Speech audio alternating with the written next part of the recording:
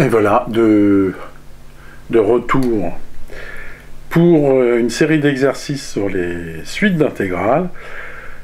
Pour information, pas mal de ce qu'on va faire dans cette vidéo a été donné en examen, pour vous donner une petite idée des outils qu'il faut que vous maîtrisiez. Alors on attaque directement par la première suite. Donc je vais considérer pour n entier positif l'intégrale de 0 à 1 de dt sur t puissance n, de 1 plus t puissance n, pardon.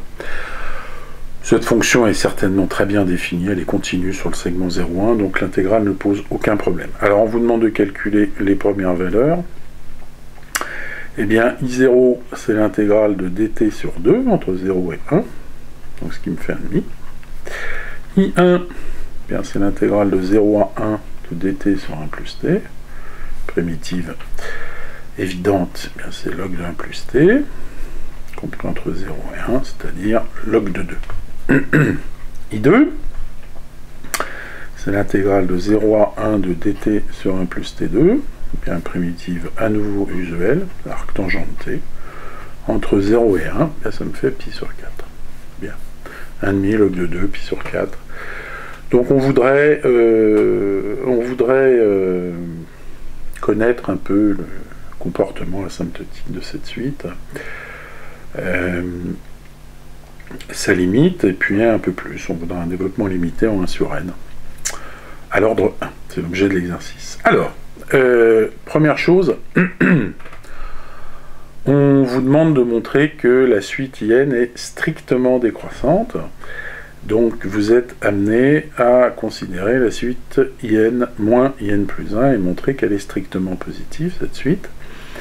Alors la remarque, c'est que quel que soit t appartient à 0,1, eh bien vous avez t puissance n plus 1 qui est inférieur ou égal à t puissance n, puisque c'est une suite géométrique de raison plus petite que 1. Donc ça, ça implique que 1 plus t puissance n plus 1 est plus petit que 1 plus t puissance n, ce qui implique que quand je passe à l'inverse, 1 sur t puissance n plus 1 est plus grand que 1 sur t puissance n. Et ça, c'est valable quel que soit t supérieur à 1, si bien que si j'intègre, je vois que, parce que j'intègre dans le bon sens, je vois que j'ai cette inégalité, mais ça, c'est exactement n plus 1, et ça, c'est in. Donc la suite est bien croissante. On veut montrer la croissance stricte. Bien, on va supposer posséder un n tel que in plus 1 soit égal à in. Bien, ça veut dire que l'intégrale de 0 à 1 de 1 sur 1 plus t puissance n plus 1 moins 1 sur 1 plus t puissance n dt est nul. Mais à cause de cette inégalité-là, eh bien ça, on voit que c'est positif, et c'est une fonction qui est continue. Or, l'intégrale d'une fonction positive et continue est nulle, si et seulement si, eh bien cette fonction-là est identiquement nulle. Et ça, c'est absurde, il suffit par exemple de l'évaluer en autre chose que t égale 0 ou t égale 1. Si vous l'évaluez en t1 égale 1,5, c'est pas possible. Donc du coup, eh bien, cette hypothèse-là n'est pas vérifiée. Et donc, il n'y a jamais égalité, la suite est bien strictement croissante. Alors, on vous dit, par exemple, en utilisant le théorème de convergence dominée, alors le théorème de convergence dominée, eh bien, il faut regarder la suite fn de t égale 1 sur 1 plus t puissance n. Eh bien, vous voyez que ça va converger vers 1 si t est différent de 1, et ça va converger vers 1,5 si t égale 1. Donc la fonction limite, c'est la fonction f de t égale 1 si t appartient à 0, 1 exclu, et 1,5 si t égale 1. Bien, alors plusieurs remarques, il y a convergence simple, mais plusieurs remarques, c'est que fn ne converge pas uniformément. Pourquoi? Bien parce que les fonctions fn de t sont continues et la fonction limite ne l'est pas. Hein. Il y a un saut en 1. Donc il n'y a pas convergence uniforme, donc je ne peux pas appliquer le théorème de convergence uniforme. On vous demande d'appliquer le théorème de convergence dominée, bien vous remarquez que la valeur absolue de fn, enfin la norme infinie de fn, est certainement toujours majorée par 1. Donc je peux appliquer le théorème de convergence dominée, puisque la fonction limite est continue par morceau. Et donc, le théorème de convergence dominée, il me dit que la limite des intégrales, c'est l'intégrale, donc à cause de l'hypothèse de domination, c'est l'intégrale de la limite. Bien, mais cette limite est une fonction en escalier, en fait c'est presque la fonction constante égale à 1, sauf en un point, donc on voit bien que c'est 1. Et ça, c'est IN. Alors, on pourrait utiliser autre chose si on s'interdit le théorème de convergence dominée, on pourrait utiliser d'autres arguments. Il y a un exercice après où je vais reprendre ce passage, notamment pour cette même suite d'intégrales. Donc je ne vais pas, le faire deux fois. Donc pour cet exercice, je me contenterai de suivre l'énoncé et d'appliquer le théorème de convergence dominée. Bien, alors, maintenant on essaye de s'intéresser au comportement asymptotique, c'est-à-dire qu'est-ce qui se passe après 1. Donc on veut étudier la suite IN moins 1. Plutôt 1 moins IN pour qu'elle soit positive. Alors on vous demande de montrer que 1 moins IN, c'est égal à log de 2 sur n, moins 1 sur n, intégrale de 0 à 1 de log de 1 plus t puissance n. Alors à nouveau, ces intégrales sont très bien définies, hein, donc il n'y a pas de problème pour l'objet, ici. Alors on va essayer de comprendre un peu le lien qui existe entre ça et ça. Bien, en fait, essentiellement, vous voyez que 1 log de 1 plus t puissance n, si je le dérive, eh bien, je vais retrouver le 1 sur 1 plus t puissance n, et puis au numérateur, je vais avoir un n t puissance n moins 1. Donc probablement qu'il faut attaquer cette intégrale, en la calculant par partie. Donc je vais dériver log de 1 plus t puissance n. Donc la dérivée, ça va être n fois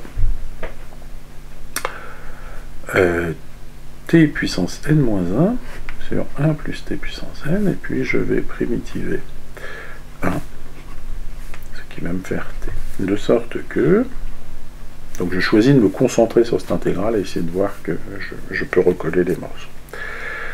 Alors je vais même prendre 1 sur n, donc tout ce morceau-là. 1 sur n log de 1 plus t puissance n dt. ça va donc valoir 1 sur n, t log de 1 plus t puissance n, entre 0 et 1. Moins, c'est là que les choses sont jolies, n fois 1 sur n, ça se tue. Donc il me reste l'intégrale de 0 à 1 de t puissance n sur 1 plus t puissance n. Ok. Alors, cette chose-là, bien en 0, ça me fait 0, et en 1, eh bien, ça va me faire du log de 2. Donc ça me fait log de 2 puissance n, moins, et là, je vais faire une astuce qui a fait ses preuves. Je vais ajouter et soustraire 1.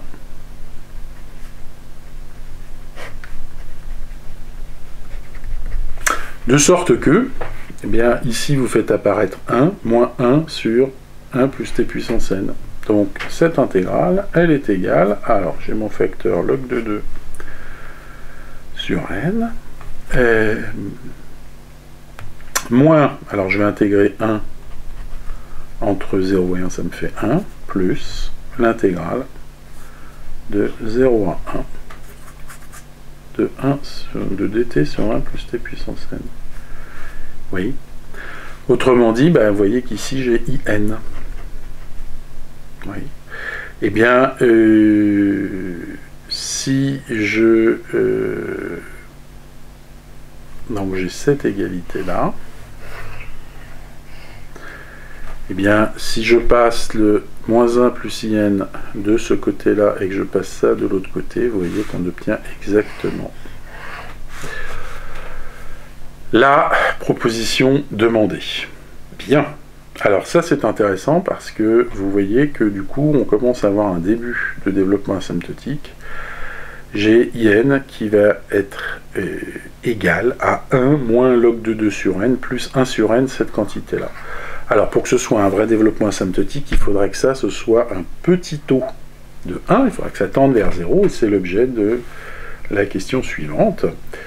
On vous demande de montrer que quel que soit u strictement supérieur à moins 1, eh bien log de 1 plus u est inférieur à u. Bon, ça c'est... il suffit d'étudier la fonction phi de u égale u moins log de 1 plus u. Elle est c'est infini sur mon domaine. Phi prime de u c'est 1 moins 1 sur 1 plus u. Et vous voyez que... vous voyez que quoi? Eh bien, vous voyez que...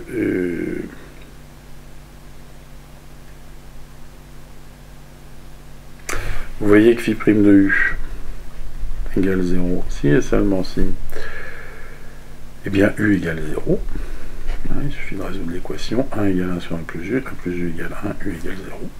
Et donc vous obtenez le tableau de variation suivant. Vous avez moins 1 qui est une valeur interdite, 0 plus l'infini, phi prime, phi. Alors, phi prime s'annule en 0. Quel est son signe? Eh bien, à gauche, il va être positif, et à droite, j'ai un petit problème. À droite, il va être... Alors, est-ce que je me suis trompé? Non. Alors, phi prime s'annule en u égale 0, et quand u est plus grand que 0, pardon, 1 sur 1 plus u est plus petit que 1, donc là c'est positif, et à gauche, eh bien, à gauche, quand u est plus petit que 0, cette quantité-là va être plus grande que 1, donc quand je enlève 1, je vais avoir un signe moins. Donc ma fonction décroît, elle croît seulement en 0, elle vaut exactement 0, et donc le tableau de variation me montre que phi de u est positif. Nul, elle s'annule qu'en 0 d'ailleurs. Bien, alors on a ça, donc on revient à notre problème. Eh bien, log de 1 plus t puissance n, pour t qui appartient à 0,1, c'est certainement plus grand que 0, mais à cause de la majoration qu'on vient de donner, c'est majoré par t puissance n.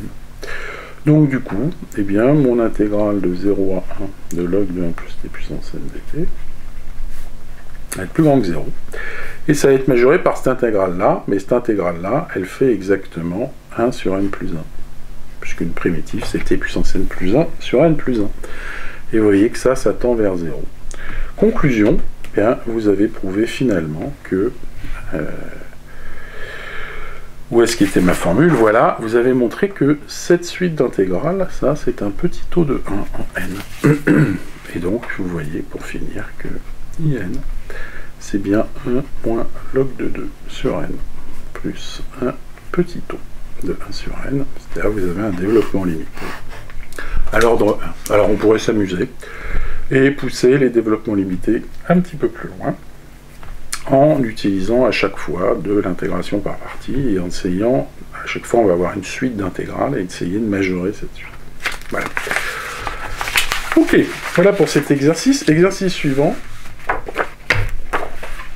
je vais considérer, donc là c'est une suite doublement indicée, hein, je vais considérer P et Q, deux entiers positifs, et je vais considérer la suite doublement indicée PQ comme étant l'intégrale de A à B. Donc A et B étant des réels, je ne l'ai pas mis dans l'énoncé, mais on va supposer que A est plus petit que B, comme ça évite les problèmes d'orientation. T moins A à la puissance P,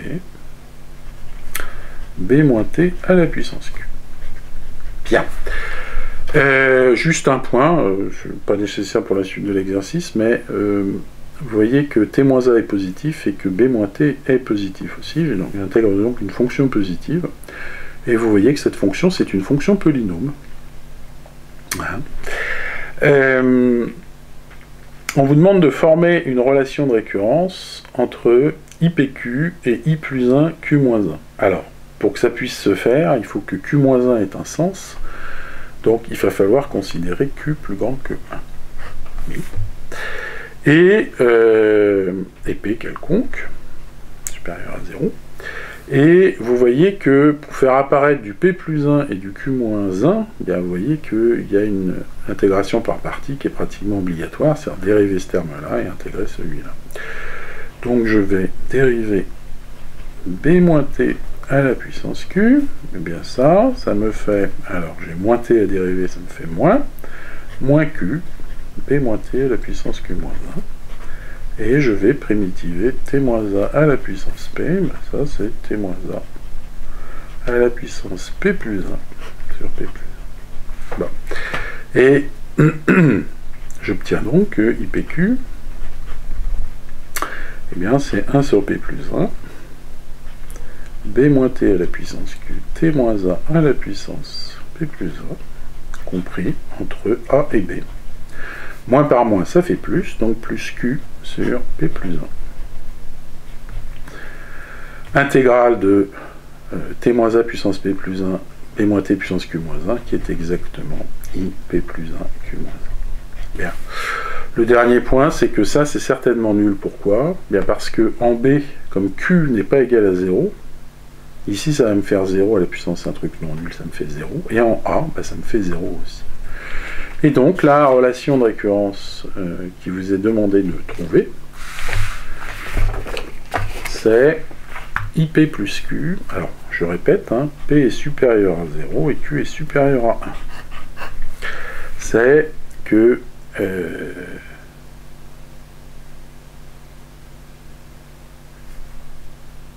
dans quel sens je vais le faire? Oui, je vais le faire comme ça. IPQ, c'est Q sur P plus 1. IP plus 1, Q moins 1. Voilà. Cette relation de récurrence, je peux l'appliquer autant de fois que Q moins 1 devient supérieur à 0, enfin à 1. Donc si je l'applique une deuxième fois, je vais supposer que Q est gros, ça me fait Q plus 1 ici, et puis si je recommence, ça me fait fois Q moins 1 sur P plus 2, I de P plus 2, Q moins 2. Et ainsi de suite, si je l'applique Q fois, eh bien vous voyez que je vais avoir Q moins 1, 2 fois 1 sur P plus 1, P plus 2, comme je l'applique q fois, j'ai p plus q, et à la fin, qu'est-ce que j'ai? Eh bien, j'ai p auquel j'ai additionné un q fois, donc j'ai p plus q, et q auquel j'ai retiré q fois. Bon, et là, vous voyez apparaître une belle factorielle. Ici, j'ai q factoriel, et ici, j'ai presque p plus q factoriel. J'ai juste un facteur p factoriel qui me manque, donc du coup, eh bien, ça me fait p factoriel q factoriel sur p plus q factoriel fois i p plus q de 0. Alors là, vous reconnaissez certainement le coefficient binomial, ou plutôt son inverse, c'est p plus qp, qui est aussi égal à cp plus qq. Fois i de p plus q de 0. Il ne vous reste plus qu'à calculer pour finir ce que c'est que in de 0, pour n entier. Bien, in de 0, c'est l'intégrale de a à b de t-a à la puissance n dt. Là, vous avez une primitive immédiate qui est t-a puissance n plus 1 sur n plus 1, entre a et b. Vous voyez que ça vous fait finalement b-a à la puissance n plus 1 sur n plus 1. Et donc, du coup, vous en déduisez que IPQ, c'est 1 sur le coefficient binomial CP plus QP, fois cette valeur en P plus Q, c'est-à-dire B moins A à la puissance P plus Q plus 1, divisé par P plus Q plus 1. Et voilà, un exo facile, pas énormément de calculs, donc essentiellement ce qu'on a utilisé, c'est une intégration par partie. Bravo la science, vive la science et bravo Brebru. Ok, alors, exercice suivant. Eh bien, on va revenir sur nos intégrales de polynômes. Là, on va faire on va trouver une suite qui converge vers la base de l'exponentielle. Donc, on se donne n supérieur à 0, et on considère in égale l'intégrale de 0 à 1 de 1 moins x à la puissance n sur n factoriel exponentielle x dx. Oui. Donc là, à nouveau, exponentielle c'est continu, là j'ai un polynôme, donc je n'ai aucun problème, c'est bien une fonction continue. Alors, on vous demande de montrer que la fonction converge, que la suite converge vers 0. Ok, là, je ne vais pas utiliser le terme de convergence de milieu, je vais juste faire des majorations. Ce qui est vrai, c'est que, eh bien, 1 moins x est compris entre, donc si je prends x qui appartient à 0, 1 moins x est compris entre 0 et 1. Du coup, 1 moins x puissance n est compris entre 0 et 1, mais comme exponentielle x est compris entre 1 et e, eh bien ça vous implique que 1 moins x puissance n exponentielle x est coincé entre e et 0. Oui. Et donc, bien, vous voyez que in va être coincé entre 0 et l'intégrale de 0 à 1 de e sur n factoriel dx, mais ça c'est une constante, c'est-à-dire que c'est e sur n factoriel. Et la factorielle, ça tend vers 0, hyper rapidement d'ailleurs, 1 sur n factoriel, bien. Alors ensuite, on vous demande de montrer que vous avez une formule de récurrence entre in plus 1 et in. Alors on va étudier in plus 1 directement. In plus 1, c'est l'intégrale de 0 à 1 de 1 moins x puissance n plus 1 sur n plus 1 factoriel exponentielle x dx. Bien. Alors l'idée, ça va être d'utiliser une intégration par partie où vous dérivez ça va vous permettre de perdre 1 degré. Et comme vous savez primitiver facilement exponentielle x, eh bien vous n'avez pas à vous priver. Donc je vais dériver cette fonction-là Alors, j'ai un moins qui apparaît à cause du 1 moins x, moins n plus 1 sur n plus 1 factoriel, bah, ça va me faire du n factoriel. Donc la dérivée, c'est celle-là. V' c'est exponentielle x, et V, c'est exponentielle x. De sorte que in plus 1, c'est 1 moins x puissance n plus 1 exponentielle x sur n plus 1 factoriel. Moins par moins, ça fait plus l'intégrale de 0 à 1 de 1 moins x puissance n exponentielle x sur n factoriel. Et bien ça, qu'est-ce que c'est? Bien, alors pardon, entre 0 et 1. Bien en 1, ben, ça vaut 0. Et en 0, ben, ça va me faire 1 fois 1 sur 1 plus n factoriel. Donc ça me fait moins 1 sur n plus 1 factoriel. Plus, ben là vous reconnaissez in. Et donc cette égalité, ben, c'est exactement l'égalité que l'on vous demande de démontrer en passant le moins 1 sur n plus 1 factoriel de l'autre côté. Bien, on vous demande d'en déduire la limite de l'inverse des factoriels. Eh bien, le point, ben, c'est de partir de I0. Bien, I0, qu'est-ce que c'est? Bien, si j'applique ma relation de récurrence, c'est 1 sur 1 factoriel plus I1. Mais ça, c'est 1 sur 1 factoriel plus 1 sur 2 factoriel plus I2. Et ça, bah, c'est 1 sur 1 factoriel plus 1 sur 2 factoriel plus 1 sur 3 factoriel plus I3. Et vous voyez que quoi? Eh bien, vous voyez que I0 c'est égal à la somme de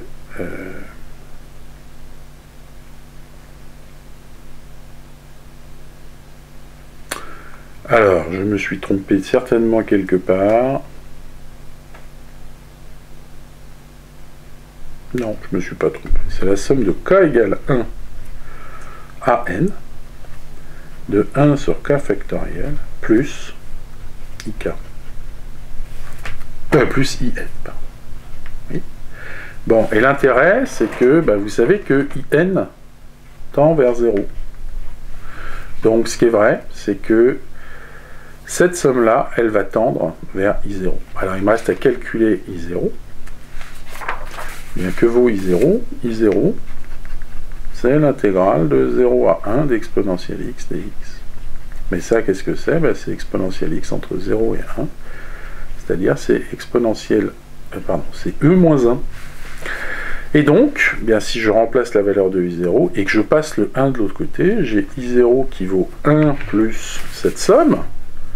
Mais le 1, je peux l'écrire comme 1 sur 0 factoriel. Donc du coup, ça me fait bien la somme de k égale 0 à n, de 1 sur k factoriel, plus in. Pardon, pas I0, mais e. Et donc, ben ça c'est une constante, ça tend vers 0. Donc ça converge vers cette constante, c'est-à-dire que la limite de cette série, en fait, hein, c'est une série, c'est e. Et voilà, splendide. Je dis bravo. Ok, exercice suivant. Alors celui-là est assez intéressant. Chaque fois il m'étonne cet exercice. Vous allez voir pourquoi. À condition que je me souvienne de comment on démonte tout ça. Alors, c'est quoi déjà? Voilà. Donc je pose IN égale l'intégrale de 1 à e de log de x à la puissance. Donc première chose, est-ce que tout ça est bien défini? Ben, certainement, log c'est une fonction qui est continue sur le segment 1e. Donc sa puissance l'est aussi, il n'y a aucun souci. Alors, on vous demande de calculer deux premières valeurs, ben, ça vous fait l'intégrale de 1 à e de dx, c'est-à-dire e moins 1. Et I1, qu'est-ce que c'est? C'est l'intégrale de 1 à e de log de x dx, une primitive de log x et x log x moins x, entre 1 et e. Ça vous fait donc E log 2, c'est-à-dire E, donc E moins 1, E moins E, donc ça fait 0, moins, ça fait E moins E, oui c'est fou, hein, c'est dingue, vive la science, moins la valeur en 1, bah ça fait 0 moins 1, donc ça fait moins 1, ça fait plus 1. Donc 1 égale plus 1. Ok. Établir une relation liant IN et IN plus 1. Donc on veut une relation de récurrence. Eh bien on va partir de IN plus 1 et très certainement qu'on va encore appliquer une intégration par partie. Alors l'intégration par partie va consister à dériver toute la fonction. Pourquoi? Bien parce que je sais qu'à cause de la présence de la fonction log, je vais avoir un facteur 1 sur x qui va apparaître, et comme j'ai primitivé 1, ça va le tuer. Donc très probablement, la bonne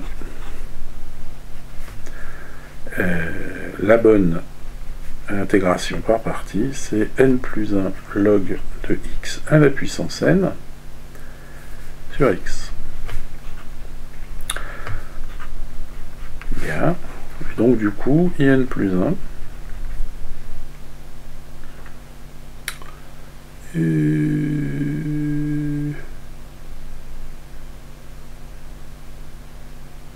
alors, in plus 1, c'est x log x puissance n plus 1 entre 1 et e, oui, moins, j'ai pas commis d'erreur de signe, bravo, n plus 1, intégrale de 1 à e, de log puissance n x dx. Bien. Donc ça, eh bien, en e, eh bien, ça me fait e, et en 1, ça me fait 0, donc ça me fait e moins n plus 1, et là, vous avez in. Donc la relation de récurrence, la voilà. Ok, d'ailleurs, regardons si c'est juste. Si je prends n égale 0, eh bien j'ai I1 qui doit être égal à E moins 1 moins E, ben ça me fait bien 1, donc je retrouve bien mon calcul. D'ailleurs, vous voyez, tant qu'on peut vérifier qu'on n'a pas commis d'erreur, on le fait. Alors, en déduire que pour tout n supérieur à 0, on commence à avoir de la majoration, on fait enfin de l'analyse. Ça y est. Alors, on veut montrer que 0 mineur strictement IN et qui est strictement minoré par EN plus 1, et donc en déduire, il faut en déduire de la relation de récurrence qu'on a trouvée. La relation de récurrence qu'on a trouvée, c'est IN plus 1 égale E moins N plus 1 UN. IN, pardon.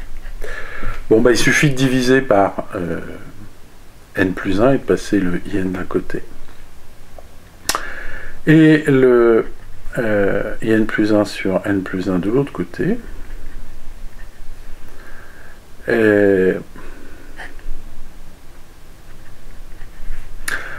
Alors, ce que je sais, je ne l'ai pas dit dans le début de l'énoncé, mais le IN, c'est l'intégrale d'une fonction positive. Log x, c'est positif sur 1e. Et votre fonction est positive et elle n'est pas strictement, elle n'est pas nulle, identiquement nulle, donc l'intégrale est strictement positive. Donc la suite IN est strictement positive.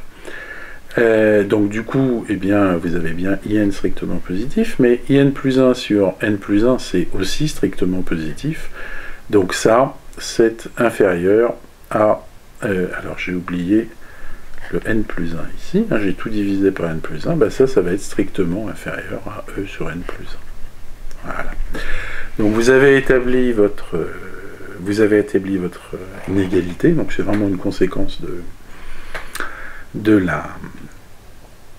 la formule de récurrence et du fait que IN est strictement positif. Et bien une fois que vous avez cet encadrement, ça, en plus l'infini, ça tend vers 0, et donc vous avez limite de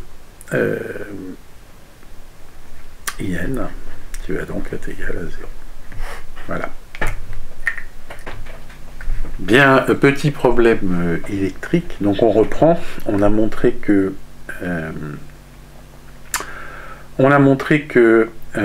IN plus 1 était égal à E moins n plus 1 in, oui, quel que soit n supérieur à 0, et on a montré que ça, on en déduisait que in était coincé entre e et n plus 1, et donc ça, on en déduisait que de ça, que la limite de in était nulle.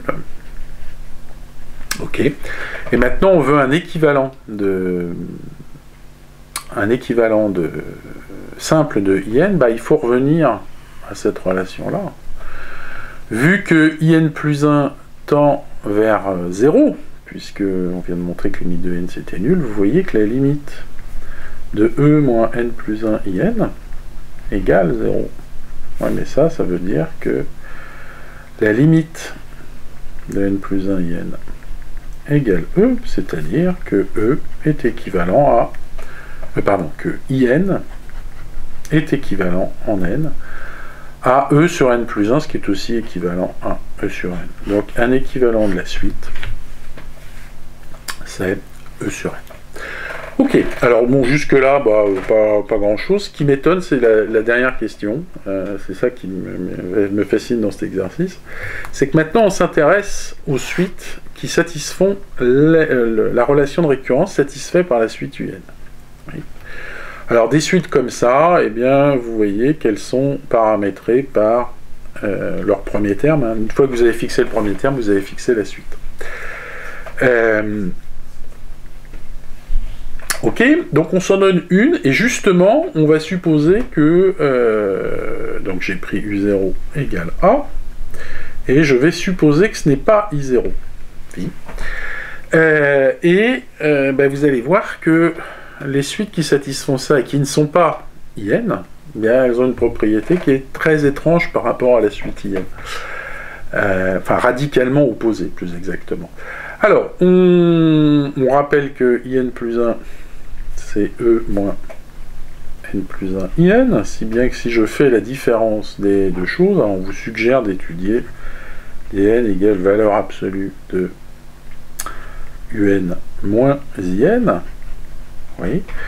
Eh bien, si je fais la différence des deux et que je prends la valeur absolue, vous voyez que dn plus 1, qui est donc un plus 1 moins in plus 1, eh bien, je fais ça moins ça, les e disparaissent, les n plus 1 se factorisent, comme j'ai une valeur absolue, ça me fait n plus 1 un moins in, c'est-à-dire n plus 1 dn.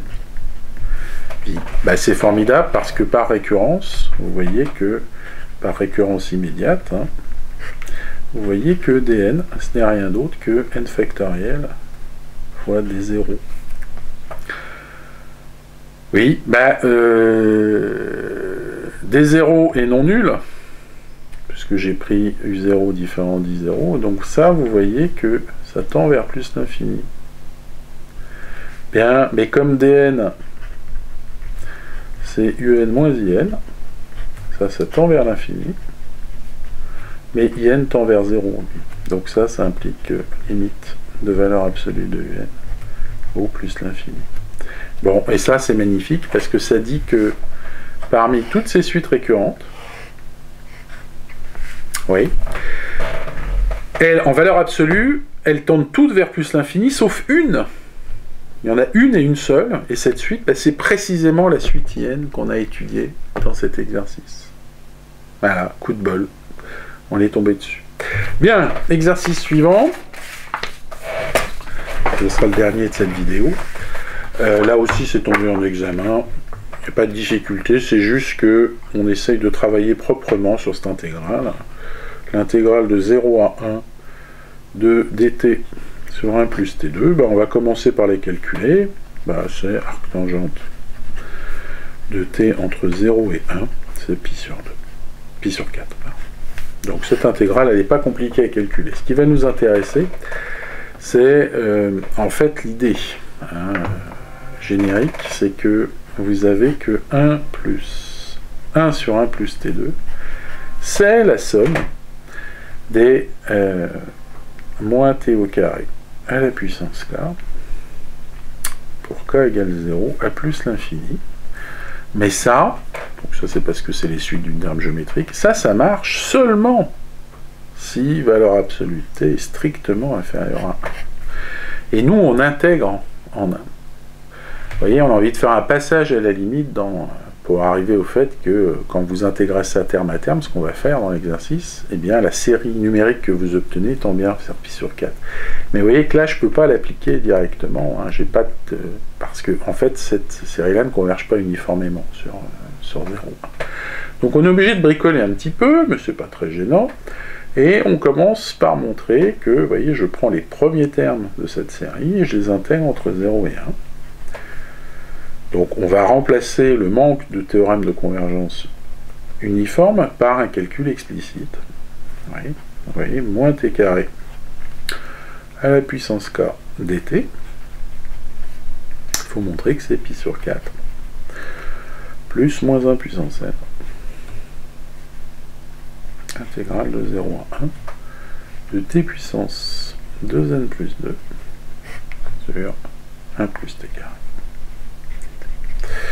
Bien, alors, pour montrer ça, on va le montrer par récurrence sur n. Pour n égale 0, bien n égale 0, il s'agit donc de montrer que l'intégrale de 0 à 1, là je somme 1, donc de dt, c'est égal à pi sur 4 plus l'intégrale de 0 à 1 de t carré sur 1 plus t carré dt. Bon, mais là, l'astuce, c'est d'ajouter et de soustraire 1. C'est bien que ça, vous voyez que ce morceau-là va me faire l'intégrale de 0 à 1 de dt, moins l'intégrale de 0 à 1 de dt sur 1 plus t2. Bah, celle-là vaut 1 et celle-là vaut pi sur 4. Et donc vous avez bien pi sur 4 qui se tue à cause du moins qui est là, et vous avez bien 1 égale 1. Donc la propriété est vraie pour n égale 0. Donc on la suppose vraie pour n supérieur ou égal à 0 donné. Oui. Et je vais regarder au rang n plus 1. Donc je calcule l'intégrale de 0 à 1 de somme de k égale 0 à n plus 1. Bien, ça, c'est, par linéarité de l'intégrale, c'est l'intégrale de 0 à 1 de la somme de k égale 0 à n, de moins t carré à la puissance k dt, plus le dernier terme. Le dernier terme, qu'est-ce que c'est? Bien, c'est moins 1 puissance n plus 1, intégrale de 0 à 1, de t puissance 2n plus 2. Oui. Et maintenant, je peux utiliser mon hypothèse de récurrence. L'hypothèse de récurrence me dit que cette chose-là, c'est pi sur 4, plus moins 1 puissance n, somme de 0 à 1 de t2 puissance 2n plus 2 sur 1 plus t carré dt, et puis j'ai ce terme correctif qui vient du terme n plus 1. Oui. Eh bien, je vais tout factoriser par moins 1 puissance n plus 1, et je vais tout passer par l'intégrale. Donc il me reste intégrale de 0 à 1 de t puissance 2n plus 2 moins t puissance 2n plus 2 sur 1 plus t carré. Bon, la fin du calcul est évident, il suffit de réduire au même dénominateur. Si je réduis au même dénominateur, eh bien j'obtiens t 2n plus 2, mais qui va se tuer avec le t 2n plus 2, donc il va me rester juste t 2n plus 4.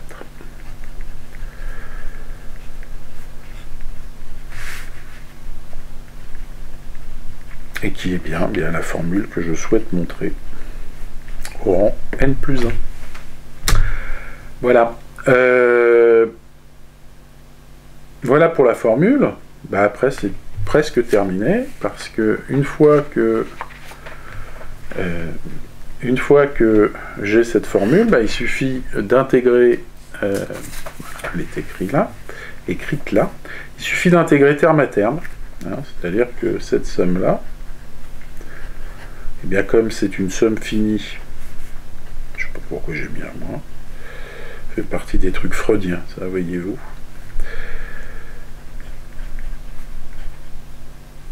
Ça, c'est la somme de k égale 0 à n des intégrales, donc de moins 1 puissance k, intégrale, de t puissance de k dt.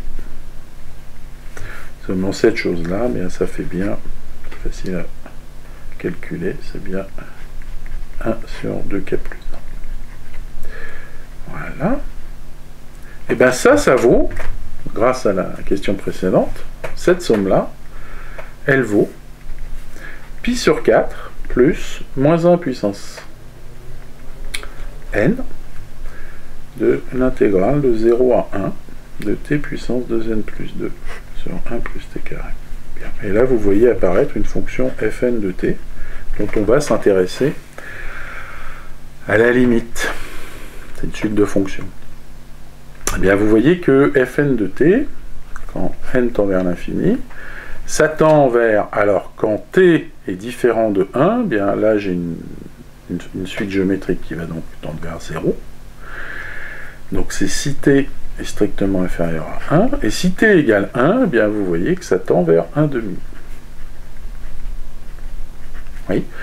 Et donc vous voyez que fn ne... Alors, j'ai ma fonction converge simplement vers f, qui à t associe 0 si t est différent de 1, et à 1 associe 1,5. Mais elles ne convergent pas uniformément, donc c'est comme l'exercice de tout à l'heure dans cette vidéo, hein. Les suites, c'est une suite de fonctions continues. Si elles convergent uniformément, sa limite serait continue, ce qui n'est pas le cas. Donc du coup, il faut qu'on utilise un autre théorème que le théorème de convergence uniforme pour le calcul de l'intégrale. Et bien par exemple, vous pouvez utiliser le théorème de convergence dominée. Vous voyez que la norme infinie de Fn, elle est certainement majorée par le max de ça, c'est 1, et le min de ça, c'est 1, donc vous voyez que vos fonctions sont uniformément majorées, dominées, dit le théorème.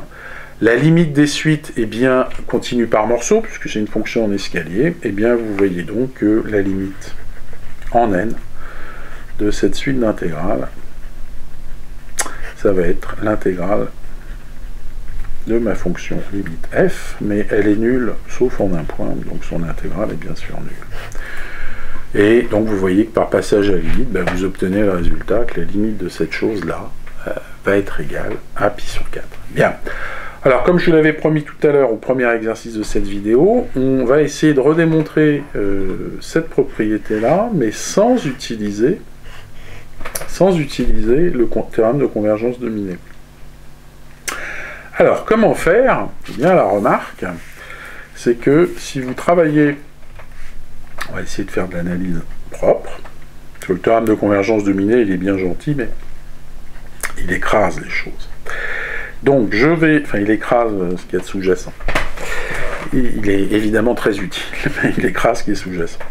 Alors, je vais me placer sur le segment 0 alpha, vous remarquez que la norme infinie de Fn sur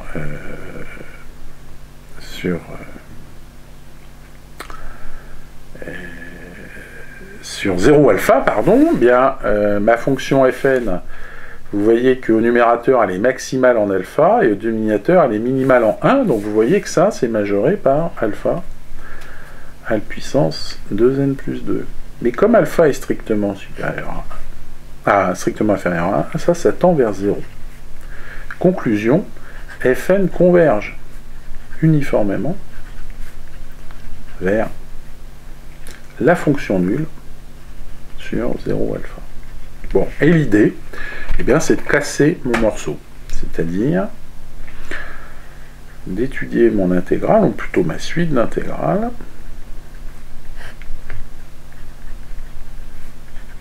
oui, qui est positive, et de la casser en deux morceaux. On fixe alpha,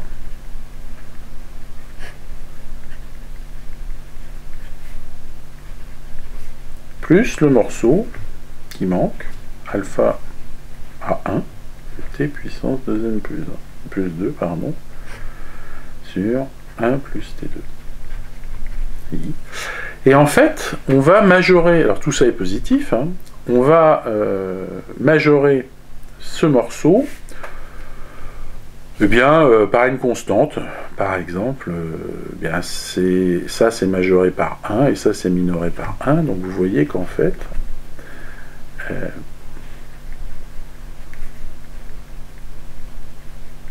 vous avez cette minoration-là.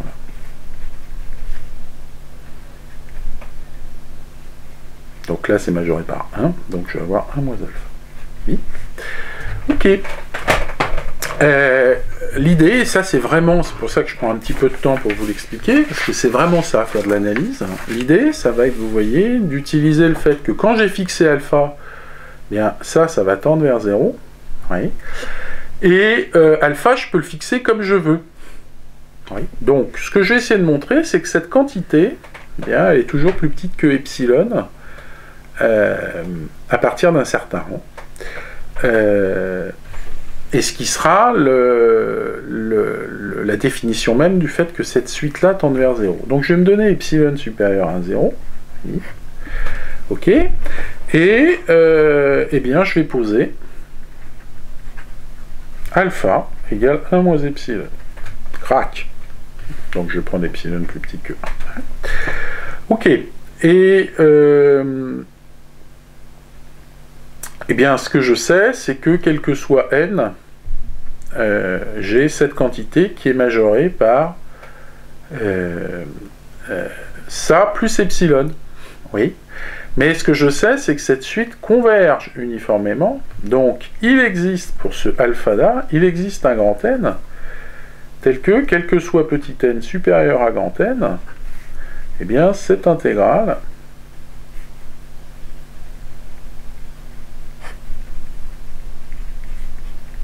elle soit majorée par epsilon. Oui. Oui, j'utilise juste le fait que par convergence uniforme de la suite Fn sur 0 alpha, eh bien ça tend vers 0, donc cette suite-là va aussi tendre vers 0. Et donc qu'est-ce que je viens de montrer? Eh bien j'ai montré que quel que soit epsilon supérieur à 0, il existe un rang grand n, tel que quel que soit petit n supérieur à grand n, vous avez que l'intégrale de 0 à 1 de 2n plus 2 sur 1 plus t2 dt est majoré, alors puisque je suis au-dessus de n, bah ça c'est majoré par epsilon, et puis 1 moins alpha, bah c'est exactement epsilon. Et donc, bah vous prenez epsilon prime égale 2 epsilon, bien vous voyez que ça c'est exactement dire que la limite de ça vaut 0. Voilà. Alors, vous allez dire, je me répète, hein, mais c'est important pour votre édification. Vous allez dire, il se casse le en prenant des autre chose que le théorème de convergence de Minier, mais vous voyez que, en fait, dans la pratique, tout ce que vous faites avec le théorème de convergence de Minier cache derrière un raisonnement d'analyse qui est beaucoup plus fin.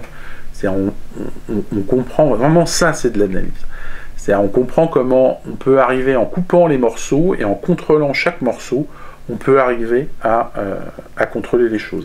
Je vous dis ça parce qu'il y a plein d'exemples, notamment d'analyse complexe, de choses que vous ne pouvez pas obtenir par le théorème de convergence de Minier, ou équivalent, c'est un théorème Mastock, et qui sont pourtant vraies. Donc, ce genre de manipulation vise à faire de vous des bons analystes. Voilà, j'espère que toutes ces vidéos vous auront intéressé, et enfin tous ces exercices, et on se retrouve prochainement pour la suite des suites hein, d'intégrales. Voilà. Au revoir.